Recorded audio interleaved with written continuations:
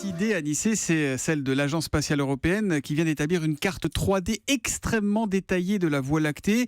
Du coup, on commence à avoir une meilleure idée de ce qu'il y a dans notre univers. Oui, tout ça grâce à un télescope spatial qui s'appelle Gaïa, qui a donné la position précise de plus d'1 milliard d'étoiles. Alors c'est énorme. Pour vous donner une idée, la mission précédente, elle avait recensé 100 000 étoiles. C'était en 1993 avec le satellite Hipparcos. On est passé de 100 000 à plus d'1 milliard. Ouais, et donc on a aujourd'hui un catalogue d'étoiles beaucoup plus complet et aussi beaucoup plus précis, puisque Gaïa, lui, il est capable de mesurer le diamètre d'un cheveu à une distance de 1000 km. Wow. Vous voyez un peu la capacité de l'appareil. Ça nous fascine, mais qu'est-ce que ça change concrètement ? Vous l'avez dit tout à l'heure, c'est comme si vous aviez une carte de France avec 1000 positions et que maintenant vous passez à 1 milliard. Donc on a une meilleure idée de l'ensemble, tout devient beaucoup plus clair, tout devient beaucoup plus net. Par exemple, avec les cartes précédentes, on avait parfois l'impression que deux étoiles se chevauchaient. Oui. Eh bien, avec une meilleure précision, on pourrait avoir deux coordonnées bien distinctes, par exemple pour régler son télescope si vous aimez observer les étoiles. Et puis, ça va aussi améliorer le guidage de tous les engins spatiaux qu'on va envoyer jusqu'à partir de maintenant,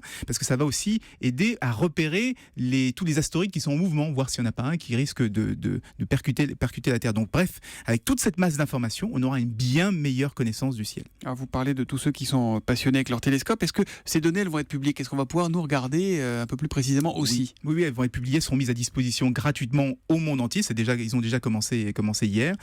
C'est une bonne chose pour la recherche fondamentale, puisqu'on va aujourd'hui pouvoir les analyser, on va pouvoir les compléter et on va aussi pouvoir les extrapoler. Parce que cataloguer 1 milliard d'étoiles, ça paraît beaucoup, mais c'est seulement 1% des 100 000 ou des 200 milliards d'étoiles qu'il y a dans la Voie lactée. Donc, plus on a d'informations sur notre univers proche, plus on va pouvoir extrapoler ensuite sur l'ensemble de son univers. Donc, c'est une étape très importante pour la compréhension du monde dans lequel on vit. Et moi, avec toutes ces étoiles, je pense qu'il faut d'urgence qu'on en baptise une du nom de Julie. Moi, je trouve que ce serait un bel hommage, pour notre étoile à nous.